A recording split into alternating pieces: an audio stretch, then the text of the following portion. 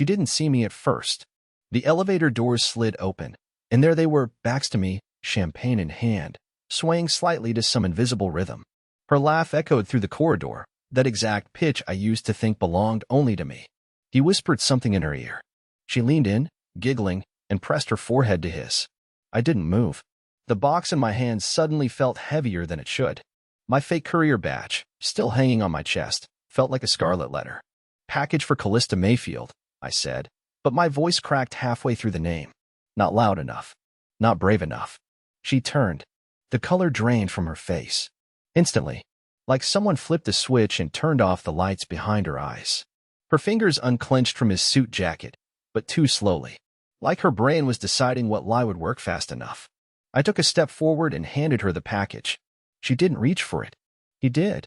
Thanks, man, he said casually, like I was just another nameless guy with a clipboard. His smile curled in that effortless, polished way that comes from practice, not sincerity. I looked at her. Really looked. She was wearing the earrings I gave her 2 years ago on that cabin trip. The ones she said were too delicate for work. Her lips were still parted, but no sound came out. So I spoke again. This one's fragile, I said. It breaks easy if dropped. I left it in his hands and turned around before they could say anything. Before I broke. Before I screamed. I didn't even make it to the parking lot before my phone buzzed. What the hell are you doing here? The message read. I stared at it, heart pounding, hand shaking, and for the first time in our marriage, I didn't reply. I sat in my car with the engine off, staring at the tall, glass-covered building, and asked myself a question I never thought I'd have to. Who was I delivering that package to, her, or the version of her I made up in my head? I didn't start the car right away. Just sat there, door half closed, hearing the faint sounds of laughter and clinking glass spilling from the building behind me. It was absurd how normal everything looked from the outside. If a stranger passed by, they'd think this was just another Thursday night reception. No one would guess that a husband had just watched something inside him quietly collapse. My phone buzzed again. I didn't check it. I didn't need to. Her tone was already echoing in my head, sharp, defensive, somewhere between guilt and damage control. I imagined her pacing near the bathroom mirrors, typing furiously, trying to spin a version of the truth that didn't exist 5 minutes ago. And that man, Grant or Garrett or whatever his name was, he was probably shrugging it off, sipping his champagne like I hadn't just placed something radioactive in his hands. I wanted to believe I had misunderstood, that maybe it wasn't what it looked like, that maybe she had just leaned too close, that his hand on her lower back meant nothing. But the way her face froze the second she saw me, no confusion, just panic, told me everything I needed to know. Still, I'm the kind of guy who needs certainty. I wish I wasn't. I wish I had the kind of spine that could just walk away and say, that's it. I'm done. But no. I need the puzzle pieces to click. I need to hear the lie before I can believe the truth. So I went back. Not inside. Just around. I parked across the street in a dark spot between 2 sedans, left the engine off, and waited. Maybe that makes me pathetic. Maybe that makes me obsessive. I don't know. But I couldn't just drive home and pretend the night had ended. About 30 minutes passed. Then I saw her. She came out the side exit, the staff one. Her heels clicked softly on the pavement, her red dress catching every bit of amber light from the wall lamps. She wasn't alone. He followed 3 steps behind her. She turned. They spoke. Too quiet to hear. But then he reached for her wrist. She let him. He leaned forward again, lips near her ear. Again. She didn't stop him. That's when I finally took a photo. I wasn't planning to. It just happened. My hand moved on its own. One silent flash in night mode. And there it was, a frozen proof. His hand on her hip, her hand on his chest. She wasn't drunk. She wasn't unaware. She was choosing this. The coldest part? She looked around. Not for me. Not even for cars. But for him. Her eyes scanned his face like she was trying to read something. Approval, maybe. Permission. Or maybe just reassurance that what they were doing still felt exciting. She never once looked in my direction. Like I'd already been erased. I sat there, holding the phone like it had a pulse. The photo burned through the screen. And even then, part of me still hoped she'd stop. That she'd pull away and walk back inside. That maybe this was just a mistake unraveling in real time. But instead, she smiled. Soft. Familiar. The kind of smile she used to reserve for when we danced barefoot in the kitchen or drove with the windows down in spring. And she gave it to him. Then she walked with him, side by side, to the parking garage. My hands started to tremble. Not out of rage. I'm not that kind of man, but out of something worse. That hollow kind of grief that sits in your throat and makes it hard to breathe, like you swallowed a brick and can't cough it up. I didn't follow them. I didn't need to know where they were going. Because the worst part wasn't watching her with him.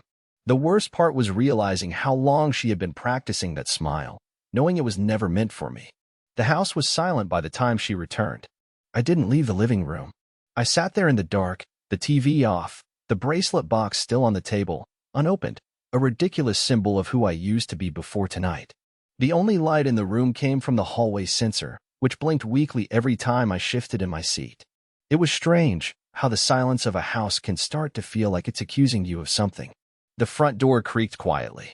She eased it open like a teenager sneaking in past curfew, not a married woman coming home from a work event. Her heels were in her hand. I heard the careful shuffle of her steps on the tile. Then the pause. She knew I was there. She didn't say anything for a few seconds. Then her voice, sugar-smooth and low, the one she used whenever she was managing a situation, floated toward me. "You're still up?" I didn't respond. Just let the silence stretch. She stepped into the living room, her silhouette outlined by the hallway light. She'd changed. The red dress was gone, replaced with yoga pants and one of my old hoodies. Her hair was brushed, her eyeliner redone. That, more than anything else, made me sick. She saw the box on the table and tilted her head. "What's that?" I looked at her for a long time before speaking. "I saw you tonight." She blinked. Nothing more. Just a blink. Like she had rehearsed for this. Maybe she had.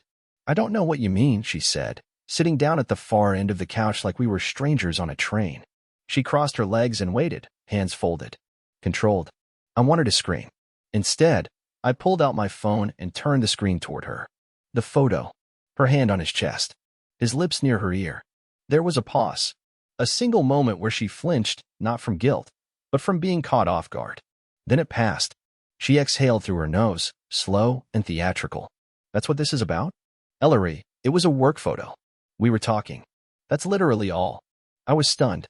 Not by the lie, I expected that, but by how calmly she delivered it. As if I were a student in her seminar, and this was a misunderstanding she could explain away with bullet points and a whiteboard. "You kissed his cheek," I said. My voice sounded foreign to me. Weak. Hollow. I hated it. "It was part of the event," she replied. "God, do you have any idea how embarrassing this is? You followed me? Dressed up like a delivery guy? What kind of stunt is that?" She shifted the guilt like it weighed nothing, like she could throw it at me and walk away lighter. I swallowed hard. "I was trying to surprise you. I brought you the bracelet you wanted." She looked down at the box. No curiosity. No warmth. Just cold calculation. "You humiliated me in front of my colleagues," she said, standing now, arms folded tightly. "Do you have any idea how crazy that looked? If my manager saw you creeping around." "Were you with him after the event?" I asked, cutting her off. My voice cracked at the end. I hated that too. She didn't answer. Not right away. Instead, she picked up the bracelet box and turned it over in her hands. Like it was some foreign object. Something meaningless. "I needed air," she said eventually. "We talked about some projects. That's all. You reapplied your lipstick before coming home." Her face tightened, and I saw it, just for a second. That flicker of panic beneath her poise. Then the mask was back. "You're being paranoid," she said. But we both knew it. I wasn't being paranoid. I was being replaced. She left the room without opening the gift, without apologizing, without looking back. I sat there long after the sound of her footsteps faded upstairs, staring at the box she had left on the table, unopened, unwanted, like everything I had been to her for the past 9 years. And for the first time, I realized something I didn't want to admit before. She wasn't trying to hide anything anymore. She simply didn't care if I saw it. The next morning didn't start. It just continued. I hadn't slept, not really. I must have nodded off sometime around dawn because I woke up to the hum of the refrigerator and the smell of her coffee, the one she always brewed at half strength with almond milk because real coffee makes me shaky. I watched her from the hallway, just out of sight, standing barefoot in the kitchen like nothing had happened. Hair in a bun, scrolling on her phone. The same fingers that had rested on another man's chest hours ago. The bracelet box was gone from the table. I found it later, in the kitchen trash, wedged between the takeout container she didn't finish last night and the empty wine bottle she forgot to rinse. Still closed. She hadn't even opened it. 9 years, and she couldn't bother to lift the lid. I stood there holding it like it was radioactive. I didn't even feel angry, not then. Just numb. You know when something stings so bad your body decides it doesn't want to feel it anymore? That's what it was. Like I had officially exited the part of my life where things made sense. She walked in behind me a few minutes later and paused, coffee mug in hand. "What are you doing?" I didn't answer. She glanced at the trash and then at the box in my hand. "Seriously? You're digging through the garbage now?" That hit harder than it should have. She said it like I was some broken, desperate man, and maybe I was, but hearing it aloud, like that, was like someone carving it into my skin. "I wanted to see if you ever opened it," I said. "I didn't ask for a gift," she replied coldly, brushing past me. I wanted to scream. I wanted to beg. I wanted to throw the box at the wall or drop to the floor or ask her why she hated me now, what I had done to deserve this disintegration. But all I said was, "You used to." She didn't answer. Instead, she grabbed her bag, her keys, and said, "I've got a debrief at the office. Don't wait up for lunch." Lunch. As if there were still normal things to look forward to. The door shut behind her, and I stood in the kitchen with my hands still clenched around that box, wondering when exactly my wife had become someone I needed to investigate rather than trust. I went upstairs. Her laptop was gone, but her tablet wasn't. I wasn't proud of what I did next. I'm still not. But I opened her tablet and started scrolling, not for texts, not for emails. I knew she was smarter than to leave evidence there. What I found instead was worse. A calendar notification for a hotel suite reservation. That night, 7 p.m. Under the label VIP Client Recap. I clicked it.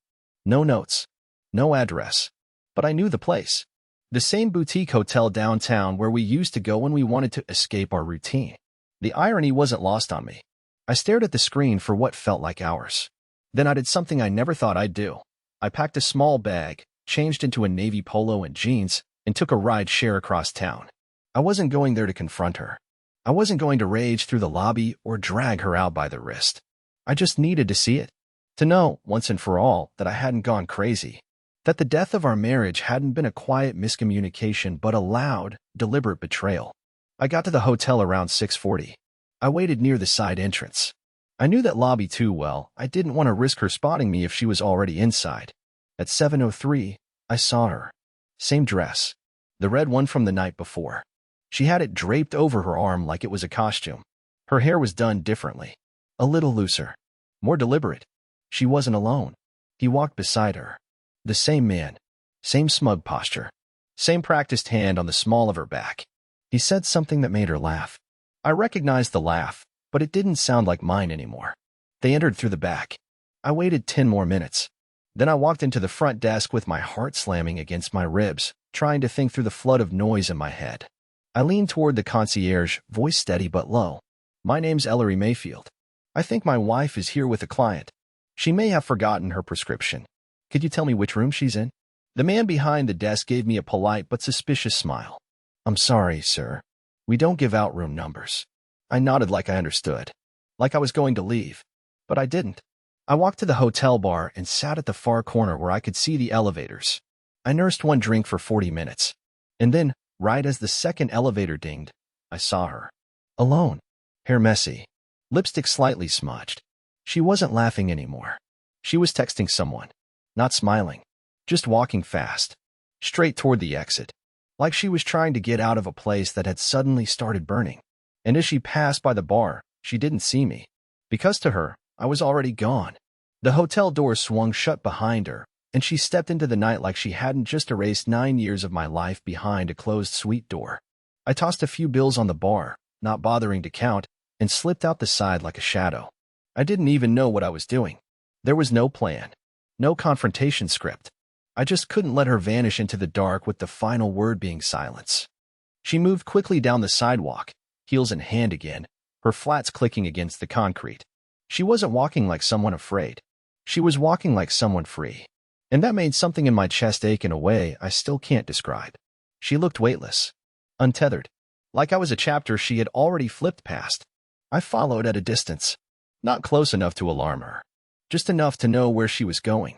My hands were shaking, and not from adrenaline, from a kind of raw, splintered sadness I wasn't used to feeling in public. I kept waiting for her to turn around, to catch a glimpse of me, to react. But she never did. Either she didn't notice, or she didn't care. She stopped at a corner, pulled out her phone, and called a car. I could see the screen light up her face from where I stood in the shadows. That soft, familiar glow across her cheekbones used to be the last thing I'd see every night in bed. Now, it was just a reflection, cold, detached, mechanical. A silver sedan pulled up. She got in. I memorized the license plate. I didn't follow her home. I couldn't. There was something deeply humiliating about the idea of trailing the person who used to be your world, just to confirm she'd left it. So instead, I walked. Miles. No direction. Just sidewalk after sidewalk under orange streetlights and vacant storefront windows until I ended up near the Riverwalk. The place we used to go when we fought. Back then, we'd sit on the low stone ledge and toss pebbles into the water, apologizing between awkward silences and promises we half meant but desperately wanted to believe. That night, I sat alone. There was no apology coming. No fix. No pebble. Just me. Just the truth. Just the sound of someone else's laughter echoing from a passing boat. I don't know how long I stayed there. At some point, my phone buzzed. It was her.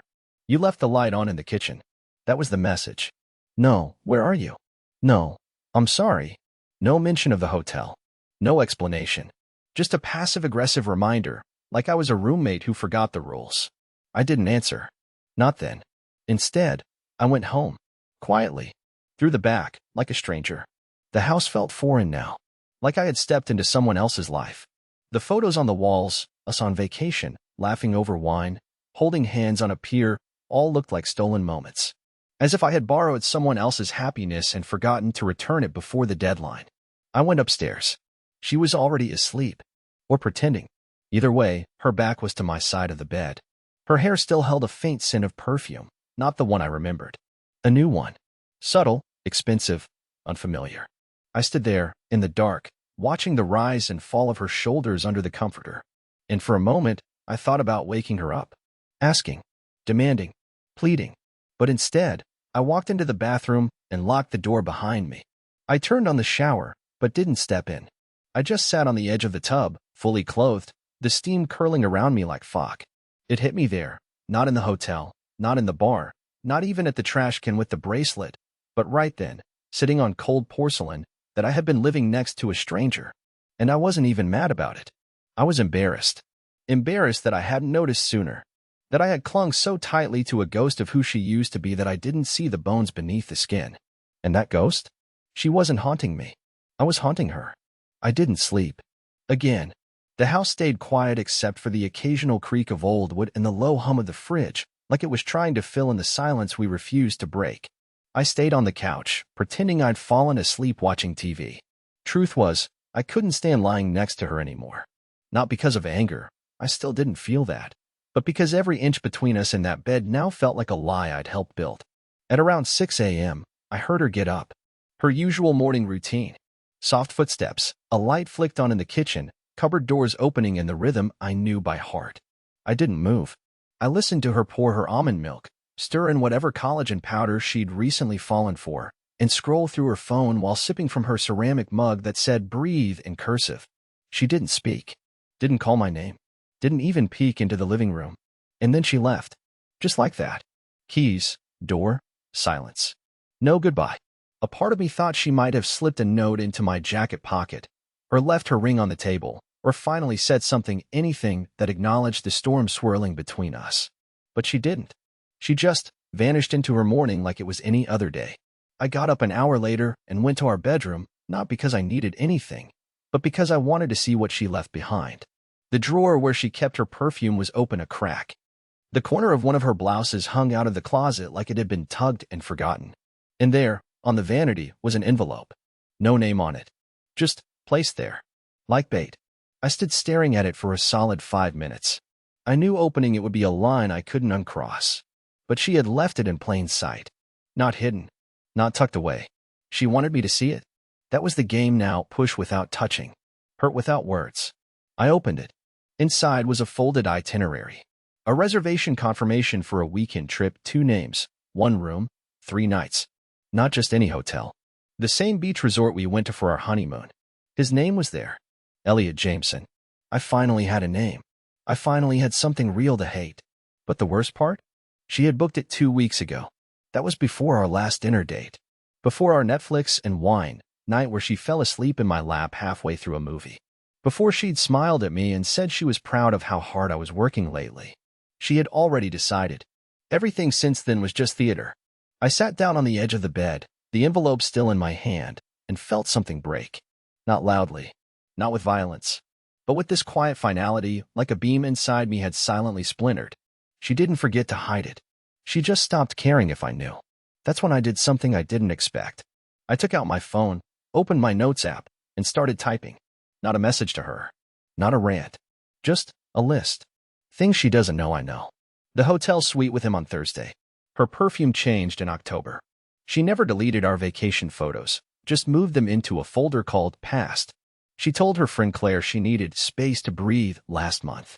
She's been watching videos on conscious uncoupling. She bookmarked a condo listing in Atlanta. By the time I stopped typing, the list had 17 bullet points. That was when I realized I was preparing for war, but the kind fought in silence, in documents, in steps measured behind closed doors. She thought I'd crumble. She thought I'd unravel, lose my temper, beg her to stay. That was the version of me she had built in her head, the harmless man who stayed loyal, even while being slowly erased. But something had shifted. And even though I hadn't said a word to her about any of it, she was going to find out soon that the man she left behind on that Riverwalk bench wasn't sitting there anymore. She came home that night humming. That was the first thing that threw me off. She walked through the door as if the world hadn't shifted under her feet. Her heels clicked across the hardwood, her bag landed softly on the kitchen counter, and she let out this long, satisfied sigh like she had just wrapped up a yoga retreat, not an affair. I stayed seated at the table, laptop open, a single untouched glass of water beside it. I didn't say a word at first. I wanted to see how long she'd go, how far she'd carry the charade. She noticed me eventually. "Oh, you're home early," she said. That was it. No, hi. No, how was your day? Just that one line, tossed over her shoulder like an afterthought. I nodded. Had a headache. She reached into the fridge, pulled out one of those overpriced probiotic drinks she liked, and popped the cap. Took a sip. All casual. All calm. And then, without missing a beat, she asked, "You eat?" That question. So domestically sterile. So absurdly normal. It hit me harder than anything else. Like she still expected the routine to shield her from the truth hanging between us. I closed my laptop. Sat back. "You booked a room for this weekend," I said flatly.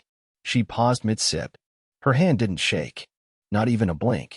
She set the bottle down, slowly, and turned to me with this perfect expression of polite confusion. "What are you talking about?" I didn't answer.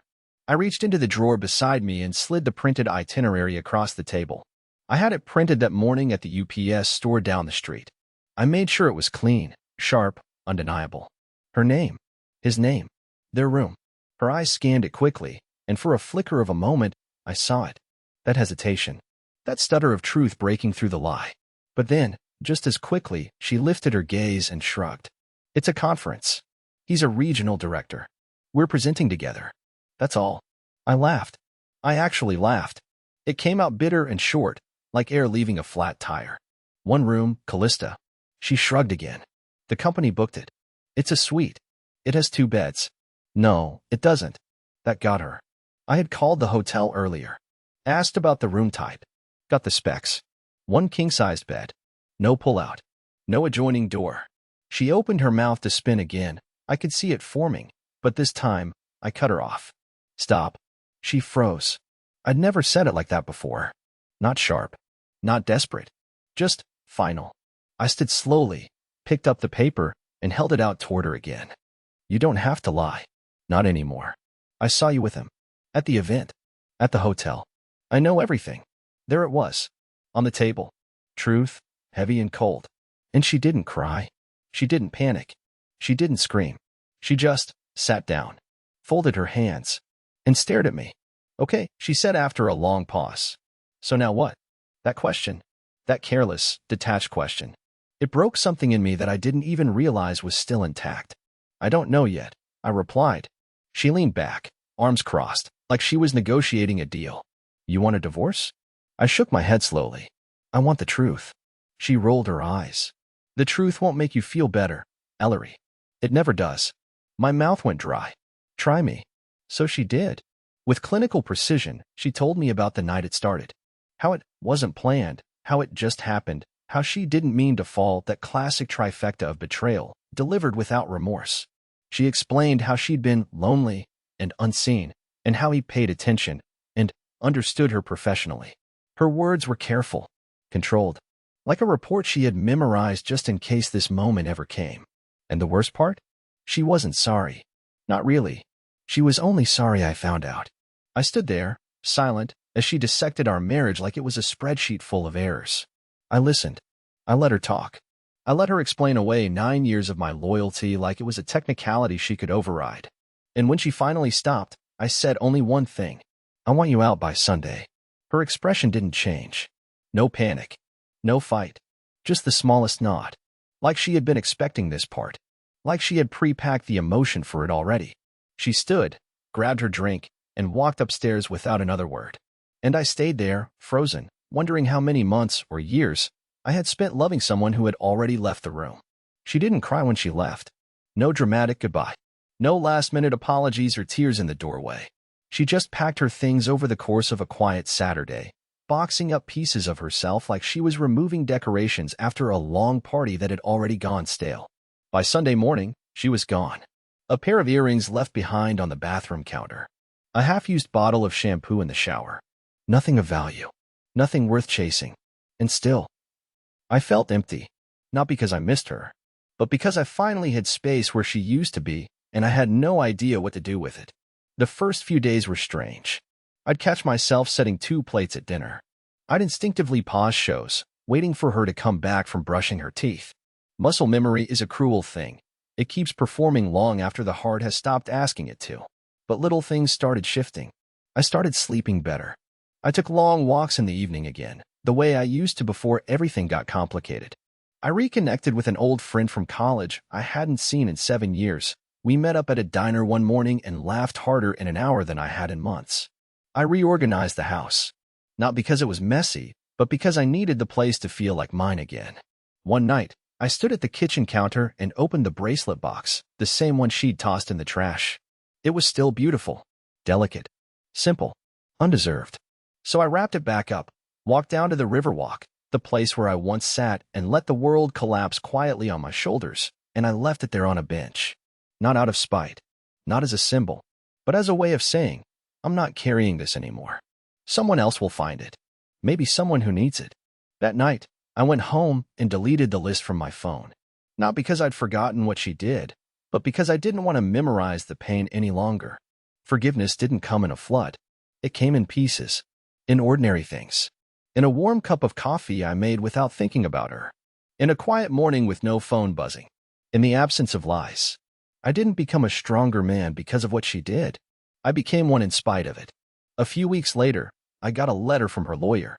She wanted a clean, uncontested divorce. No argument. No demands. Just a signature. I signed it. Not because I wanted closure from her, but because I had already given it to myself. Now, I wake up without wondering where she is or who she's texting. I breathe deeper. I speak slower. I don't flinch when I hear her name. I even changed the wallpaper on my phone, something so small, so stupid, but it mattered. She didn't destroy me. She just gave me back to myself. And the best part?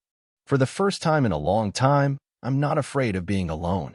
Because I finally remembered that peace, real peace, isn't something someone else hands you. It's what you build for yourself when you finally stop handing your heart to people who don't know how to hold it.